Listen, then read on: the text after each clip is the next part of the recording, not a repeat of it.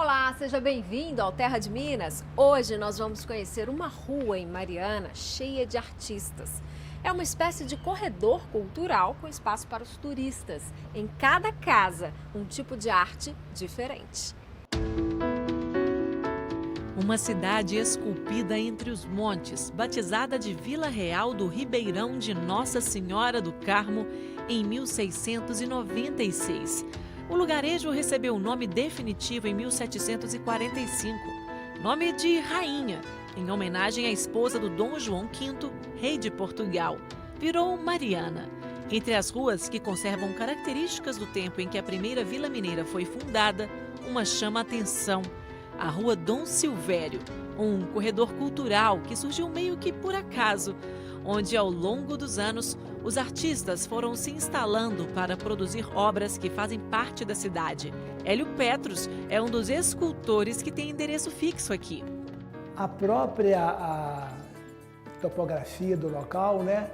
A Praça Minas Gerais, né? Você encontra as duas igrejas, o prédio da Câmara e o casario também, né? Colonial, barroco, realmente formam um conjunto maravilhoso. E essa região aqui, principalmente a Praça Minas Gerais, ela chama muita atenção dos visitantes, dos turistas, né? Pelo fato de, aqui no Brasil, uma das características assim, originais em que se visualiza duas igrejas, uma ao lado da outra, com o prédio da Câmara também, todos da época do século XVIII. E o barroco, tão impregnado na identidade de Mariana, foi o tema que ele escolheu há mais de 50 anos, só que com um toque diferente.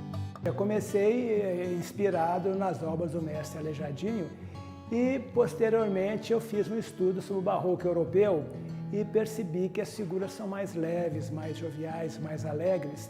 Então, isso caracteriza o neobarroco. Não é uma cópia do barroco do século XVII e XVIII, que eu acho assim carregado, dramático. Procuro então suavizar através das figuras mais jovens, alegres e também através das cores em pátina mais suave, que dão uma certa luminosidade ao trabalho. Hoje o escultor divide o ateliê e o conhecimento com aprendizes. Já passaram por aqui mais de 15 ajudantes, né? Eles fazem um estágio comigo aqui, hoje são profissionais, né? Concorrendo comigo no bom sentido. Graciano Borges é um desses profissionais. A minha família é de Santa Rita de Ouro Preto, então lá a gente eles já mexiam com artesanato em pedra-sabão. Eu acho que tudo começou daí, que eu comecei a olhar eles fazendo o trabalho em pedra-sabão. Então depois eu vim para cá, para Mariana, onde eu conheci o Sr. Hélio Petros, que é uma pessoa muito importante para mim, porque ele me deu a oportunidade de estar trabalhando com ele e valorizando também o meu trabalho. Então chegando aqui, eu me especializei mais na arte sacra. Mestre e aluno trabalham lado a lado, construindo peças que são vendidas ali mesmo. Neste casarão, que fica ali pertinho e faz esquina com a rua direita, as janelas abertas são sinais de boas-vindas aos visitantes. É só entrar. Há 8 anos aqui funciona a Associação Marianense de Artes Plásticas, que acolhe também o ateliê e a Casa dos Artistas Mestre Ataíde. E quem cuida desse lugar são os próprios artistas que expõem aqui, como o Wallace Rivelli, que é entalhador. A Casa dos Artistas, né, Manuel da Costa Ataíde, surgiu em uma continuidade a um sonho do século XVIII. Na verdade, ele buscou, junto ao rei Dom João VI, a criação da sua oficina de arte, sua escola de arte.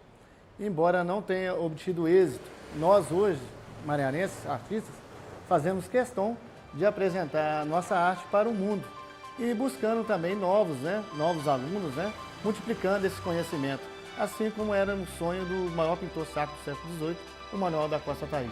Quantos artistas expõem aqui hoje? Hoje estamos com 27 artistas, de diferentes segmentos, Temos a parte de arte sacra, a parte de casario colonial, que é muito presente em nossa região. Aquele trabalho ali, inclusive, é seu, né? Perfeito. Esse trabalho, ele retrata, 2 tempos praticamente, Nós estamos aqui com a parte do garimpo, início da mineração em Minas Gerais, e acima já com um trabalho com a Maria Fumaça, ou seja, já posterior, né, um material já feito com aço, né, um metálico, né, um aprimoramento da mineração, no caso da mineração de ferro, né, já com aprimoramento de siderurgia. E quais são os outros trabalhos que vocês também expõem aqui na casa? Então, expomos também trabalhos aqui que varia com relação à parte de policromia, né, que é essa técnica de douramento e pintura nos trabalhos, né, que é a Daniela faz esse tipo de trabalho, e a parte de escultura, né, em madeira, cedro, como este. E temos outros trabalhos, né, de latonagem, né, que a gente fazemos também, e outros mais. Temos, por exemplo, esse quadro, né, do Geraldo Zuzu, retrata também o casario colonial, né, não só de Mariana, Ouro Preto, e todas as regiões, né, todas as cidades históricas, né, porque Mariana é a primaz de Minas, né, a primeira capital de Minas, então faz jus nós aqui, artistas marianenses, retratar também Minas Gerais como um todo, né, porque nós sentimos como o berço da civilização e celeiro de arte em Minas. Nas salas da associação também acontecem aulas e oficinas de arte. Geraldino Silva, autor deste quadro que retrata a Santa Ceia, é professor de pintura. A gente tem a fase de desenho, né? Começa a base no desenho, sob perspectiva, né? Desenho lineares, sombra, luz, né? Aí depois que a gente vai para a pintura, fica um mês e 15 dias no desenho, depois passa para a pintura. Uns aí vão ser médicos, outros vão ser arquitetos, outros vão ser engenheiros, outros vão ser até mesmo artistas, mas a arte vai estar sempre presente na vida deles. O tema de hoje é a tragédia que marcou a história de Mariana, o rompimento da barragem de Fundão em novembro de 2015. A gente está falando sobre o rompimento da barragem de Fundão e, ao mesmo tempo, a gente está falando sobre uma visão para o futuro, uma projeção mariana para o futuro, né? Que aconteceu sim uma tragédia, mas a gente precisa de olhar para o futuro, de uma nova vida para Mariana. Eu estou procurando retratar Bento Rodrigues, né? Pintei a Nossa Senhora Aparecida, né? Abençoando o distrito, e tem as borboletas no intuito de passar a questão da transformação, da esperança. Eu gosto muito de pintar mesmo, né? É um hobby e é uma terapia para mim. Mateus, de 11 anos, é um dos jovens aprendizes de Geraldino. Eu pintei uma igreja de Barra Longa, que foi atingida pela lama, e tem a flor também, que retrata um pouco de que o Barra Longa ainda não morreu, e nem o Bento, nenhuma cidade, nenhum distrito que foi atingido pelo rompimento da barragem. Com as janelas do casarão voltadas para a rua, as aulas chamam a atenção de quem passa. Esses turistas austríacos foram atraídos pelo movimento que viram do lado de fora e decidiram entrar. Aqui eles descobriram que a arte continua viva, sob o lápis e os pincéis de uma nova geração que está sendo formada. Eles estão impressionados que esse projeto funcione tão bem, de ver os artistas aqui dando aula para os alunos e os alunos pintando com um nível bem elevado. Ele até perguntou a idade das crianças aqui, porque ele estava realmente impressionado. É uma coisa assim que eles não conhecem na Áustria. No fundo do casarão fica o Roberto de Lima, escultor, restaurador e um dos coordenadores dos cursos oferecidos na casa.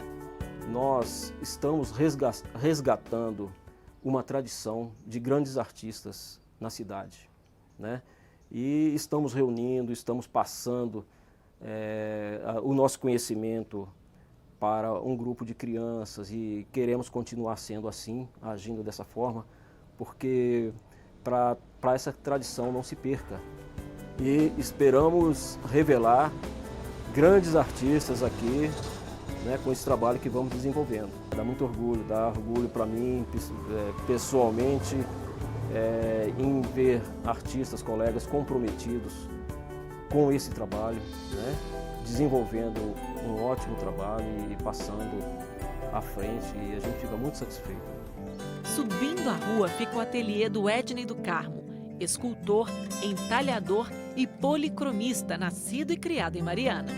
Eu sempre frequentei igreja católica, catecismo, e dentro da própria igreja eu me extasiava com as obras dos grandes mestres do século XVIII, século XIX.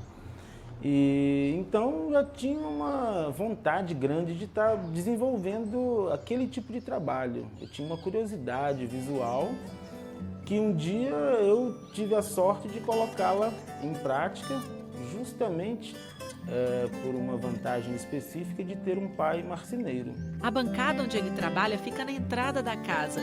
É ali que o artista extrai da madeira imagens barrocas, sacras e o charme das ruas de Mariana.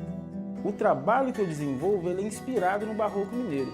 E sendo este trabalho inspirado no Barroco Mineiro, eu tenho uma cronologia do que os turistas estão vendo dentro das igrejas. Porém, quando eles chegam aqui, eles vão entender exatamente como a produção foi desenvolvida.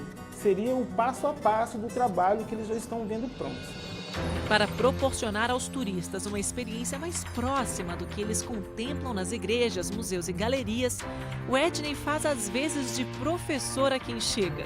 Vindo de Londrina, no Paraná, o Vanberto e a Leonor foram trazidos pelo guia para uma vivência diferente, lá no fundo do ateliê.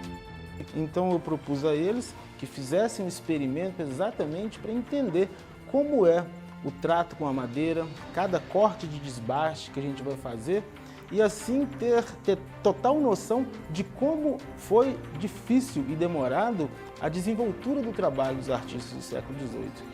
A Leonor é professora de artes aposentada. Há 30 anos ela esculpia algumas peças em casa mesmo e não pensou duas vezes ao ser convidada a fazer parte do busto de Santo Hilário. Agora que eu consegui uma profundidade maior ou melhor... Exatamente. Aí você vai pegar o formão mais largo, que é exatamente esse daqui, olha, esse daí, e você vai começar a pegar dessa linha que está na lateral aqui, olha, e vai desbastar. Nossa, desde aqui? Desde aí, exatamente. Aí você vai descer... Mas eu posso ir... você vai desbastando para soltar mesmo todo o volume que não é a escultura, né? E é assim que todo o trabalho de escultura e entalhe é desenvolvido. Primeiro o desbaste, depois... Essa é a verdadeira parte bruta, né? Essa é a parte bruta, exatamente. Muito bruta isso, muito pesado. Gente, tá uma maior delícia. Eu estou extravasando. De Londrina para Mariana, trabalhar com esse mestre. Vou ficar por aqui, acho que vou arrumar um emprego. É uma delícia isso, gente. Vocês deviam experimentar. O Vanberto, que nunca tinha usado nenhuma dessas ferramentas, experimentou.